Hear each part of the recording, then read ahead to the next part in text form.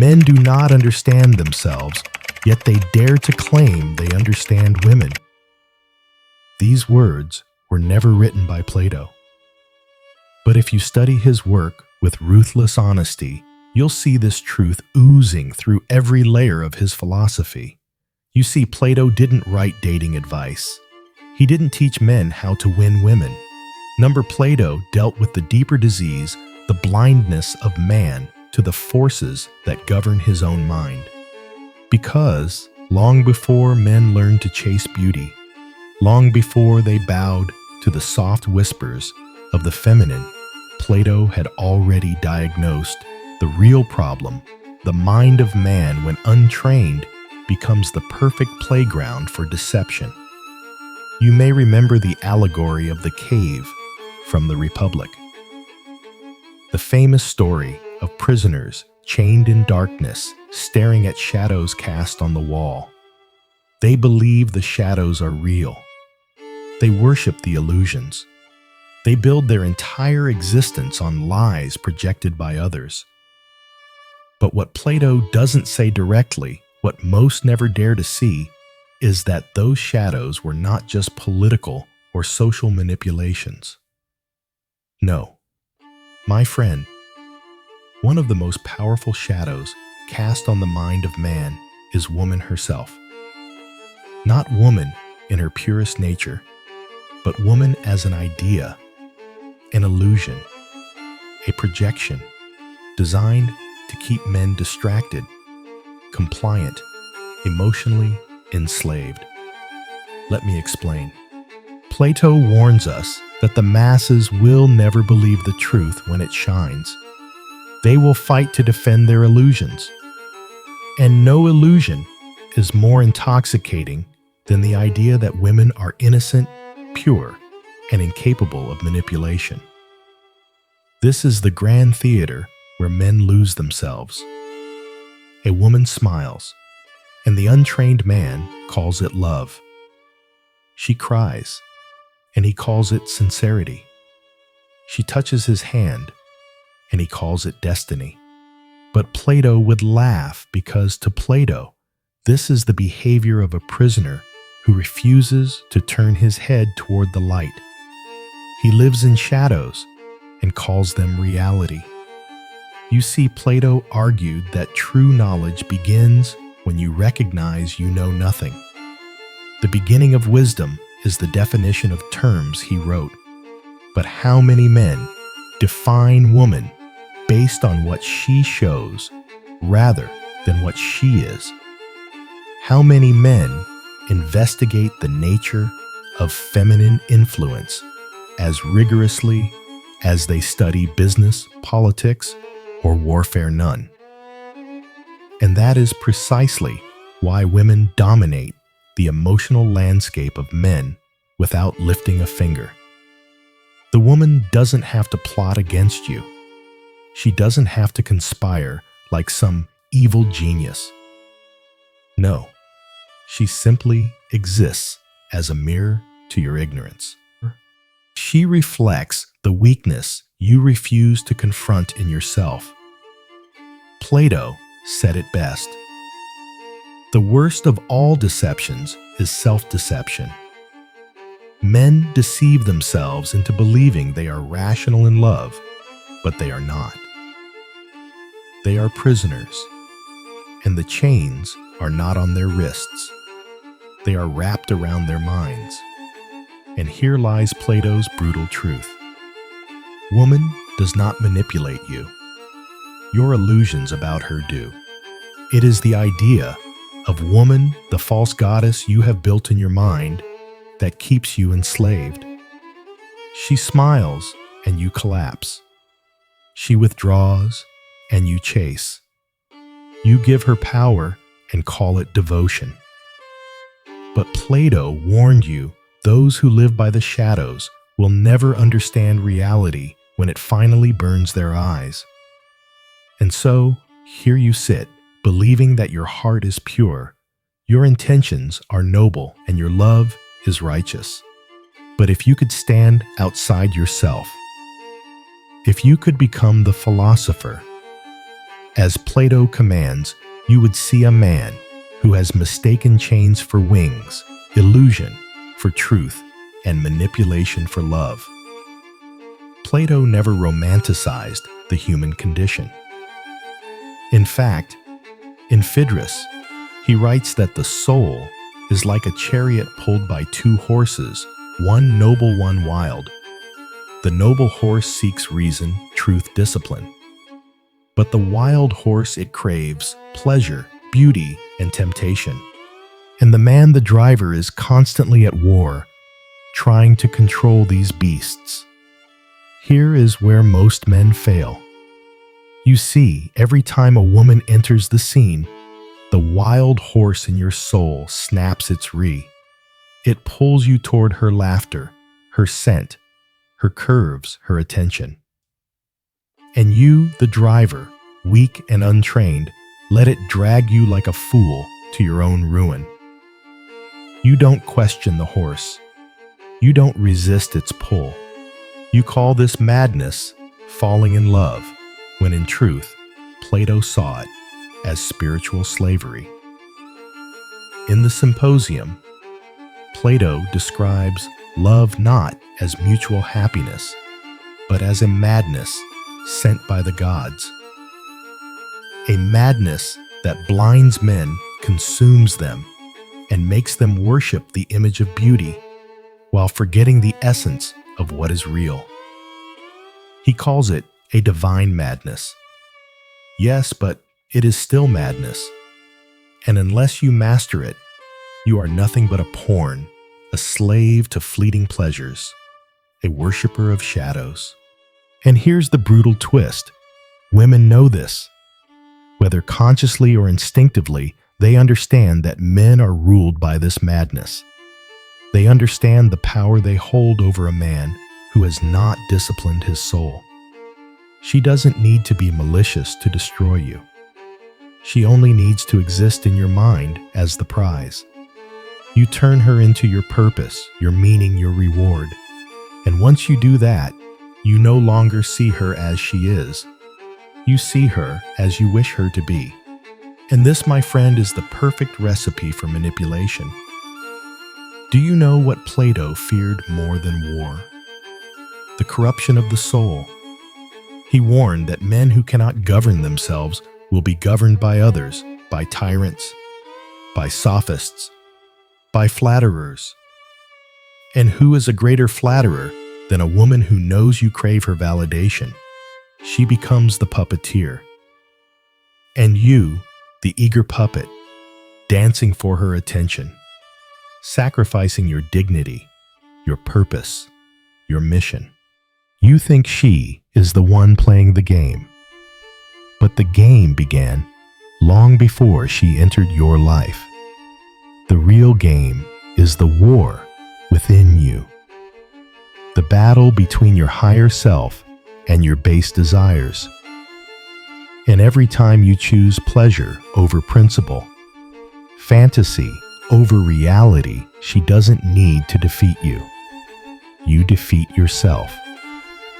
Plato wrote that the just man does not permit the lustful part of his soul to dominate him. Yet here you are negotiating with your emotions like a coward, hoping she will choose you, validate you, complete you. This is the mark of a man who has left the cave only to build another one, this time with golden bars and velvet chains. Let me ask you this. When was the last time you truly questioned why you chase women? When was the last time you asked yourself if she is leading you closer to truth or dragging you deeper into illusion? Most men never ask because asking demands courage. It demands you admit that you've been wrong, that you've been fooled, that the stories you tell yourself about love, devotion, and destiny are nothing but smoke and mirrors. And until you face that reality, until you stand like the philosopher and look directly into the light of truth, you will remain a slave, not to women, but to the idea of women that you refuse to question. Plato understood that society is built on narratives, on myths, designed to keep people obedient to the system. And nowhere is this more evident than in the narrative men have been fed about women. You've been told they are your better half. You've been told they complete you. You've been told they hold the keys to your happiness. But Plato knew better. In the Republic, he makes it clear. The masses must be ruled by those who have seen the truth. Yet the tragedy is most men never become rulers of their own minds. Let me reveal to you the real structure of the game. Plato saw the human soul as divided into three parts: reason, spirit, and appetite. Reason seeks wisdom and truth. Spirit seeks honor and recognition. Appetite seeks pleasure and comfort. Most men, when it comes to women, live entirely in the appetite. She smiles. You feel pleasure. She gives you attention. You feel validated. She touches your body. You feel alive. But this is the lowest part of your being. The part Plato warned must be ruled by reason, or it will drag you into ruin. And this is why women have such terrifying influence over weak men. She doesn't need to challenge your mind. She doesn't need to respect your mission. All she needs to do is feed your appetite, and you will sell your soul for another taste. Like a man lost in the desert, you will crawl on your knees, begging for drops of validation, while she stands over you, holding the water you once had the power to create for yourself. You think I exaggerate? Look around. Men betray their families for a stranger's touch. Men destroy their empires for the approval of a woman who doesn't respect them. Men kill themselves because she left.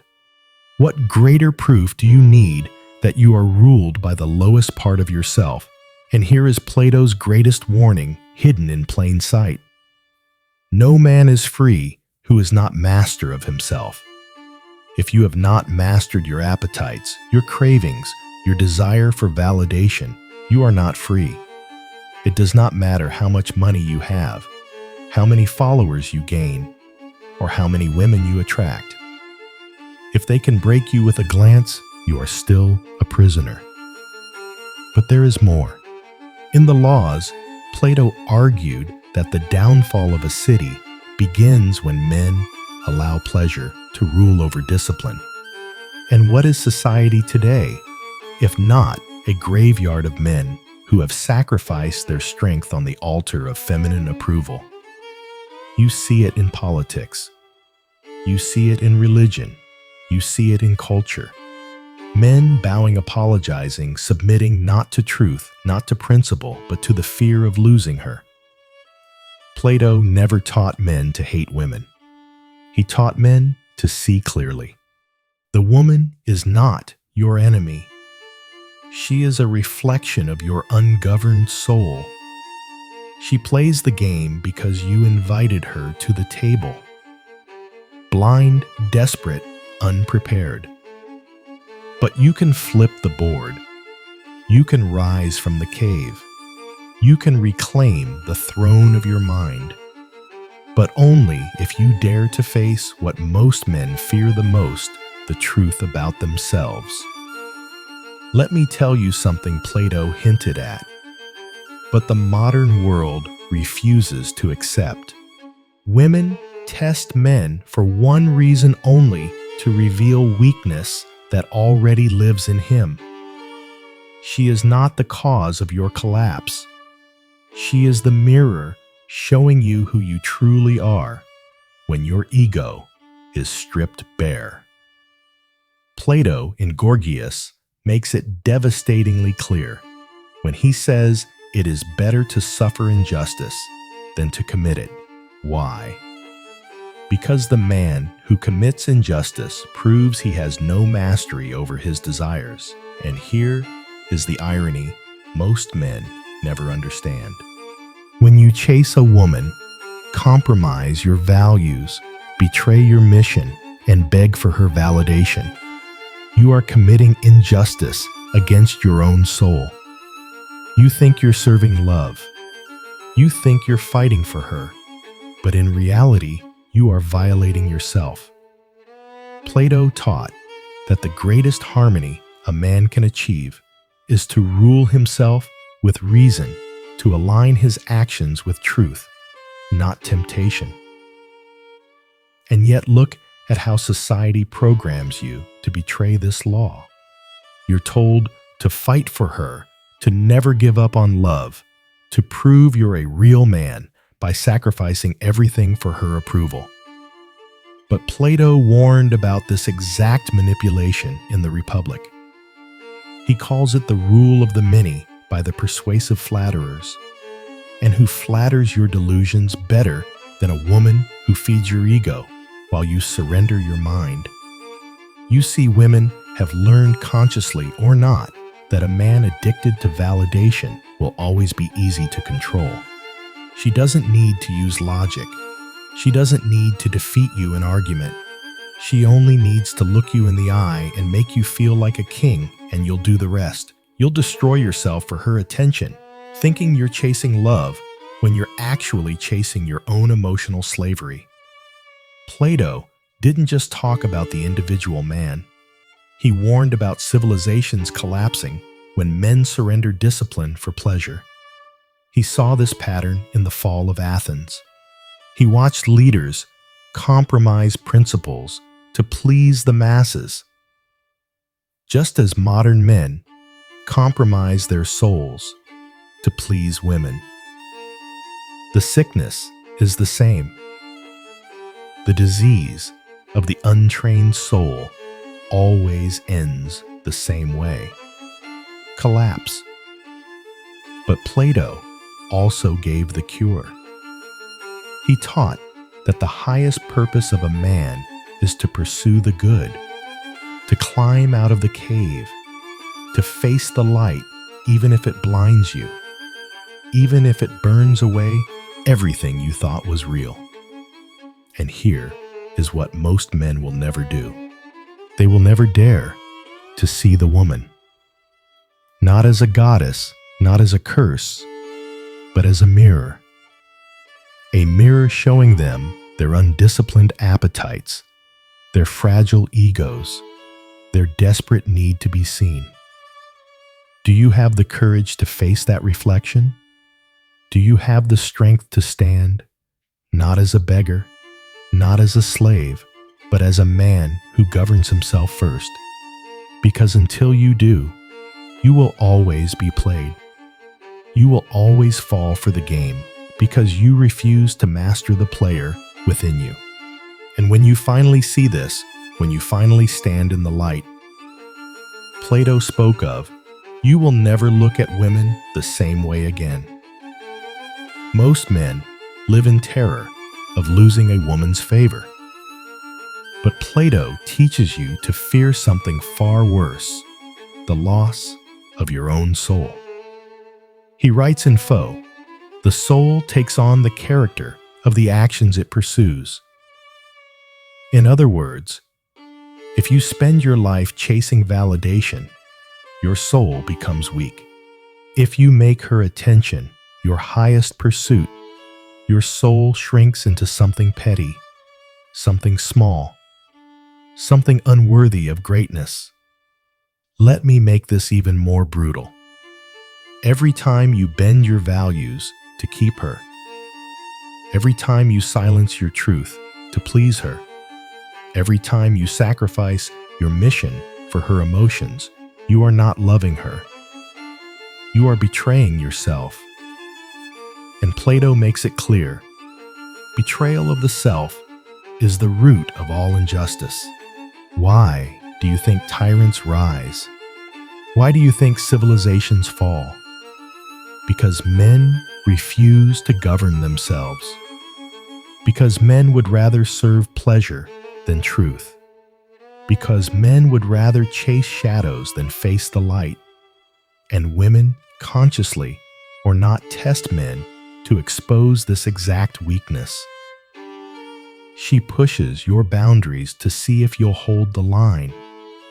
She withholds affection to see if you'll beg. She challenges your convictions to see if you'll betray them just to keep her around. And every time you fold, she loses respect for you because deep down, she knows a man who cannot rule himself cannot rule anything.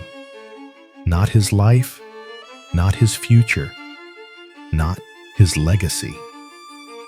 Plato described the perfect ruler as a philosopher king, a man who has mastered his soul, a man who seeks truth above all, a man who is unshaken by the games of the masses. If you can look into her eyes and see not a goddess, not an enemy, but a mirror, if you can take back your power, not with hate, not with bitterness, but with clarity, you become what Plato called the just man, the ruler of himself. And the man who rules himself cannot be manipulated, cannot be destroyed, cannot be played. So here's my challenge to you. Stop chasing the shadow. Stop worshiping the illusion. Stop trading your soul for temporary affection. Stand up. Look in the mirror. Face the parts of yourself you've been too afraid to confront. And when you do, you will never again fear the games women play, because you will have outgrown the need to play at all. If this message lit a fire in your soul, if it shook you awake in ways you didn't expect, don't let it end here. Take a moment right now to like this video, share it with a man who needs to hear it, and subscribe to this channel. We are building a brotherhood of men who refuse to live in the shadows, men who dare to rule their minds, their lives, and their destiny. Support us by following the link in the description. Join us on this journey toward truth mastery and freedom, because the world doesn't need more men chasing illusions.